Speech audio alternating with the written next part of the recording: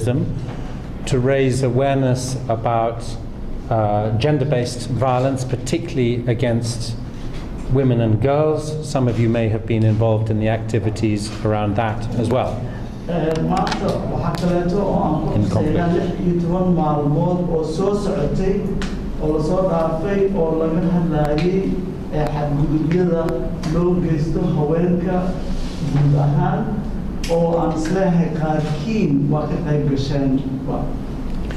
And I'm very pleased to be able to share with you all the protection of civilians report produced, as Joe said, both by the UN Human Rights Office in Geneva and by Kirsten and her team and my team here in Somalia.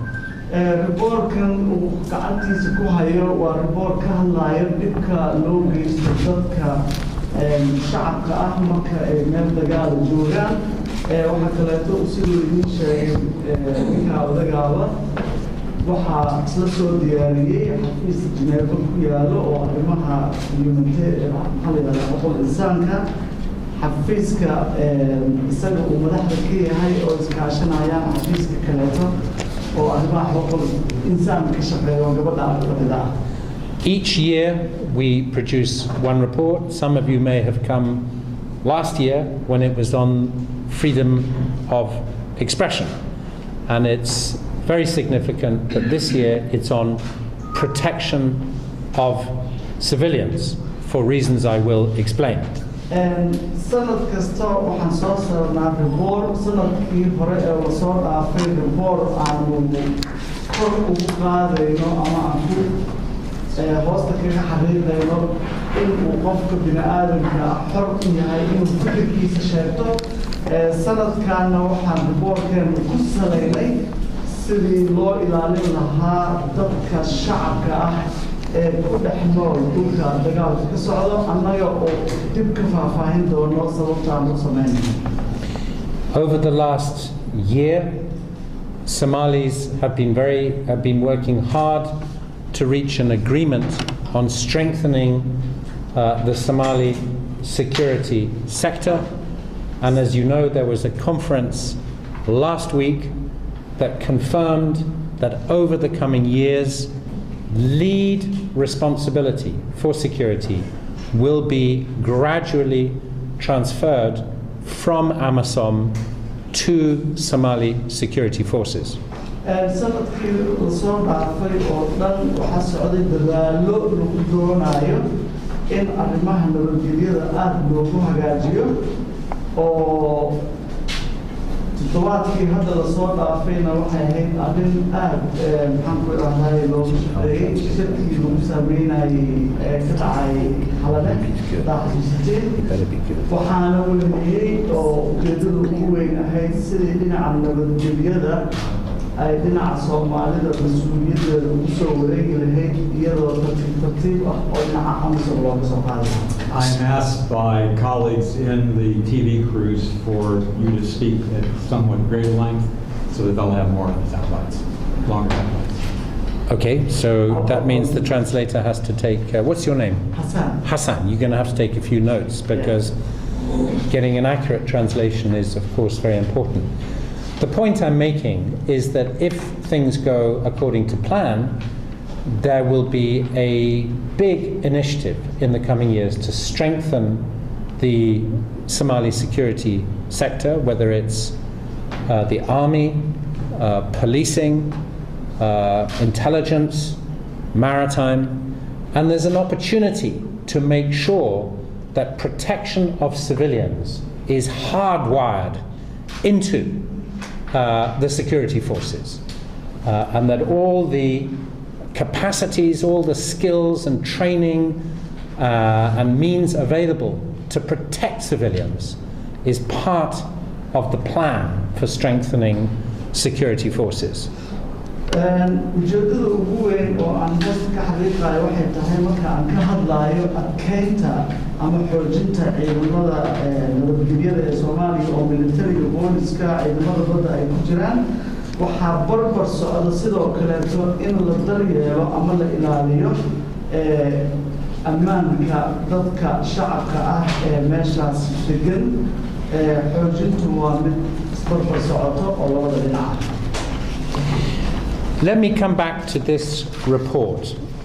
It is intended to provide a baseline of the current situation when it comes to protection of civilians, and I'm afraid to say the picture is not a pretty one. I am not going to go into the details of all the figures, but what it is saying is that there were over 4,500 civilian casualties in the approximately 20-month period up to and including the terrible bomb on October the 14th. 4,500 people killed or maimed. And of course, the bomb, the IED on the 14th of October, was the worst example of deaths of civilians. haddii aan ku soo noqdo riboorka aan gacanta ku hayo waxaa weeye riboor sal u ah waxyaalaha dambiyada ah ee dadka shacabka gaara sida aad la socotiin la sawirka idiin muuqda maaha mid qurux badan laakiin waa mid ujeedada ka hadlaya riboorkaasi waxa uu sheegayaa in 4,585 qof ay waxyeelo ku gaartay dagaaladaas oo u kala baxsan qaar dhintay iyo qaar dhaawac noqday weliba ay ku jirto qaraxii 14 Oktoobar ka dhacay baabuurkii qarxay oo ahaa mid aad u foolxun dad badanna ay ku geeriyoodeen. The figures are still changing, but well over 500 people were killed in the October the 14th bomb attack, making it possibly the most destructive IED, certainly in Somalia, I think in Africa and possibly in the world. And they were pretty well all, if not actually all, civilians. These were children. These were market traders. These were people visiting Mogadishu, including from the diaspora. I gather there were some journalists, there were aid workers. This was an outrage, and it is a perfect example of what Somalia must avoid in future. inkasta oo numberka dadkii ku geeriyooday ay yihiin kuwo isbedelayo haddana waxaa cad in dadka geeriyooday ay 500 oo qof kor u dhaafeen iyagoo la hubo intooda ugu badani inay ahayd dad shacab ah dad journaliste ah maxaan ku yidhahdaa qaar ka shaqaynayo arrimaha gargaarka haddii aan xaqiiqada ka sheegnana wuxuu yidhi waxa halkaa ka dhacay wax aad u foolxun bay ahayd oo la odhan karo xitaa Afrika kama ayna dhicin arrintaasi waana arrin u baahan in si kasta oo lagu fogaan karo ama lagu baajin karo inay dhacdo arrintaasi in lagu dadaalo. The report is saying that 60% of all civilian casualties during that 20-month period that the report covers are attributable to Al-Shabaab. So they are by far the worst when it comes to activities that kill civilians in conflict. And of the incidents attributable to Al-Shabaab, 79% are as a result of the use of IEDs, improvised explosive devices, whether they are vehicle-borne or otherwise. sida boorka dadka dhintay iyo laga arkayo 60% dadka dhintay waa fal ay Al-Shabaab geysatay 9% sida ay qaraxyadaas u dhacayna waxa weeye qaraxyada wax lagu xiro ama afka qalaad lagu yiraahdo IEDs, improvised explosive devices. So look, the fundamental problem we continue to face in Somalia is that people are using violence to achieve their political objectives. The next problem is that if you are going to use military force or violence, you have a responsibility, whoever you are, to protect civilians. Sharia law is very strong on the need to protect civilians. All the other parties to this conflict, all the parties to the conflict, claim that they have a responsibility and have mechanisms to protect civilians. And that's good that they do, and we encourage that. But the problem is, the reality is ugly. The reality is that too many young Somalis in particular, and civilians, are dying as a result of military activity. Arrinta murugada leh oo in la xuso u baahan waxay tahay qolo kasta oo abaabulan oo siyaasadaysan ujeedadooda markay rabdo inay gaaraan waxay isticmaalayaan iyaga oo qubaysan.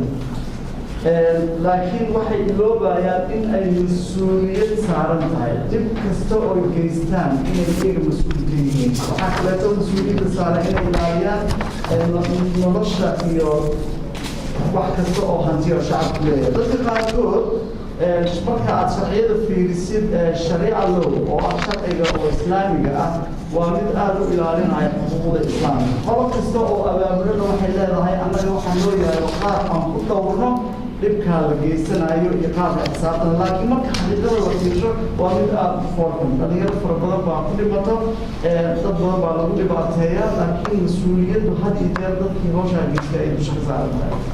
So the purpose of this report is to say, here are the facts. Notwithstanding the commitment of nearly all the actors to protecting civilians, the fact is that too many are being killed and maimed. Here are the facts. And I just want to say that a great deal of hard work, often brave work, has been undertaken to assemble the facts. And each fact in here has been checked and double-checked and triple-checked. You should also know that the information in this report was shared with everybody who has a responsibility to protect civilians, and they were all given an opportunity to react to the report, and some of them have done so. And you will find in the report some responses. But the point is that this is providing the factual situation. And the intention of this report is to allow us to work together to protect civilians. The intention of this report is not primarily to shame and blame, even though there is an element of that. The primary purpose is so that we can work with all parties to the conflict to improve protection of civilians. Report kan aad arkaysiin waa report aad looga soo shaqeeyey. Xogta lagu aruurinayo ujeedada laga lahaa waxay tahay in ay caddahay in dad fara badan oo shacab ah dhibaato loo geystay. Cid kasta oo mas-uul ka ah ama qayb ka ah dagaalada socdo, inkastoo leeyihiin waxbaan anagu difaacaynaa oo dad ma dhibaateyn, laakiin xaqiiqadu waa mid ka duwan. xaqiiqadina warqadaasi ku taallaa. Waa report geesinimo leh oo si xoogaalnimo loo soo aruuriyey oo tirada la keenayna ay noqotay mid mar labaad iyo mar saddexaad la hubiyo. Waxaa lala qaybsaday inta qolo ee ku jirta dagaalka ayaga oo la leeyahay xaqiiqadayda hortaada waa taas. Qaarkoodna waa ay ka soo jawaabeen. Ujeedada dhan ee laga leeyahay ma ahan in la ceebeeyo ama la fadeexeeyo ama la dhaliilo, laakiin waxa weeye sidii loo xoojin lahaa ilaalinta dadka shacabka ah noloshooda. So let me end by just sharing with you some of the things that can be done to try and reduce this carnage. The first thing, of course, would be to try and end violent conflict. And that is why efforts to resolve conflicts and to get inclusive political processes going is so important. The second thing is that each party to the conflict must take responsibility, more responsibility, for ensuring that civilians are not killed or maimed when they undertake military activity. As I said, most of them have commitments to do this, but it isn't good enough. They are not doing enough to protect civilians. The third thing is that we can help, others can help provide the skills, the training, share experience on how, in practical terms, protection of civilians can be strengthened, including to follow up on allegations, to investigate what's happened, and to hold those responsible accountable for their actions.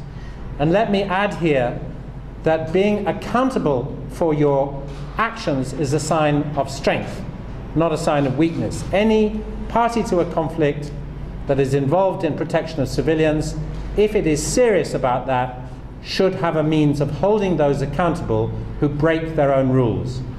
And the last thing I'll say after the translation. Yes. Okay, and talooyin ayaan haynaa ayuu yiri oo arrimahaas oo dhan looga hortagi karo. Ta koowaad oo muhiimadda leh waxay tahay in la dhammaystiro ama la soo afjaro dagaalada hubaysan oo ay ka mid tahay in qaab siyaasadeed wax loo xalliyo intii horiga lagu xallin lahaa. Tallaabada labaad in la qaado ay tahay waxay tahay in mas'uuliyad ay qaataan dadka dagaalada ku jira, mas'uuliyaddaas oo ah sidii ay u difaaci lahaayeen dadka shacabka ah oo ay qayb ka tahay inkastoo ay leeyihiin mas-uuliyaddeedu waa qaadanay haddana waxa xaqiiqo ah inayna qaadan sababtoo riboortka ayaa wax idin sheegaya. Ta saddexaad waxay tahay oo lagu caawin karaa in tababarro la siiyo qaabkii loo difaaci lahaa shacabka, tababarradaas oo qayb ay ka tahay isla xisaabtan oo ay qayb ka tahay in markay dhibaato dhacdo maxkamad dadka la soo joojiyo. Macnaheeduna maaha markay timaado isla xisaabtan ama accountability markuu yimaado inay tahay jiraac, laakiin waxa ay tahay adkaan ay dowladnimada ama ciddii mas-uuliyaddaas hayso ay muujinayso. And the very last thing I will say is that it is important that awareness and understanding of this problem is increased. And I would hope that this report will be discussed both in the federal parliament, in the assemblies in the federal member states.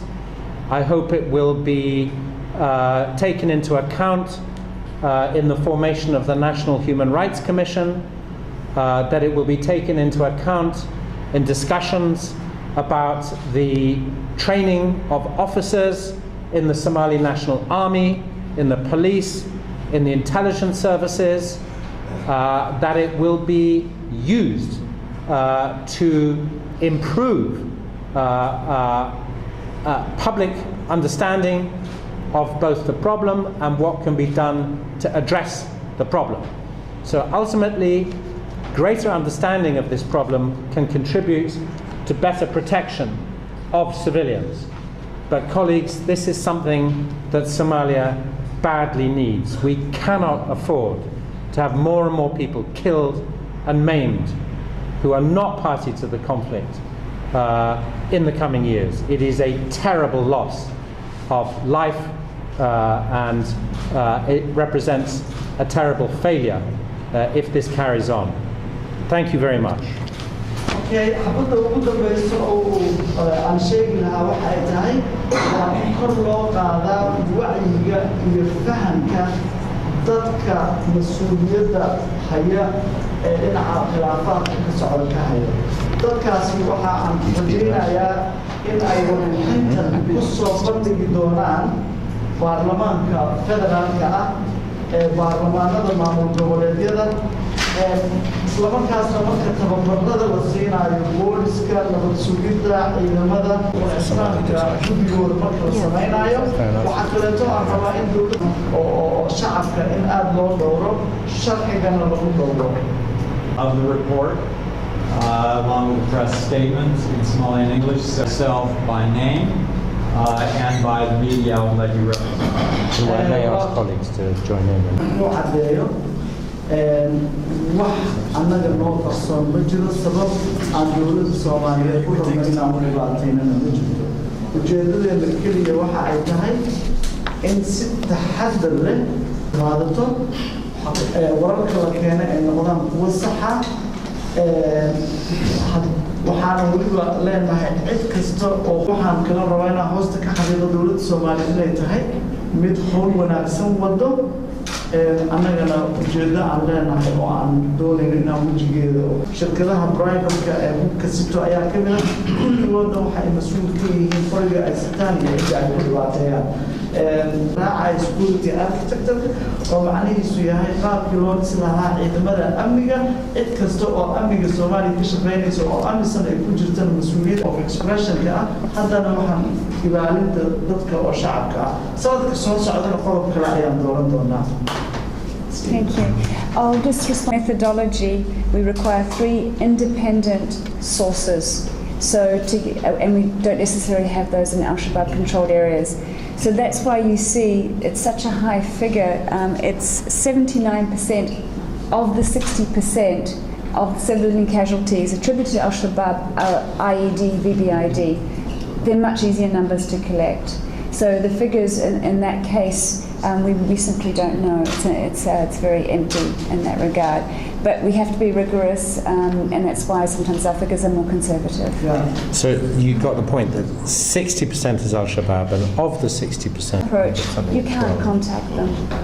It would make those people more vulnerable and susceptible.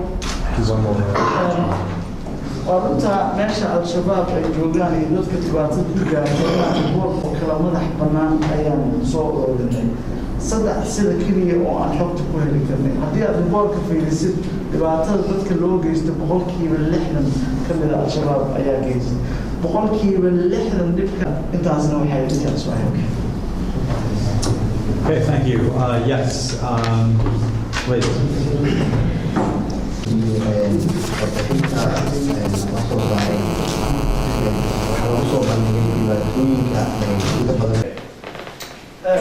My name is Abdul Qadir and I am from Star FM.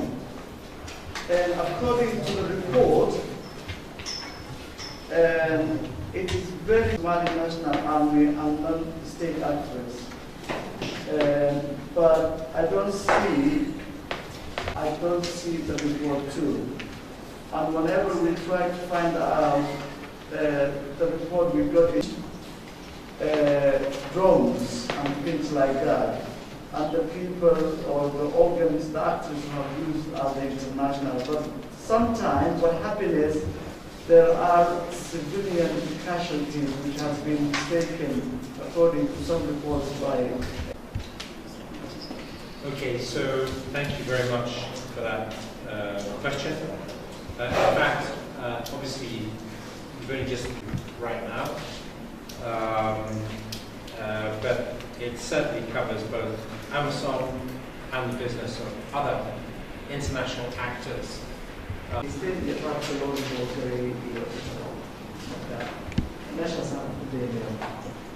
quickest way allegations made, including by individual GCCs, and on page 17 you will see also airstrikes by international. Acknowledge that our sharing of allegations is 50% cases.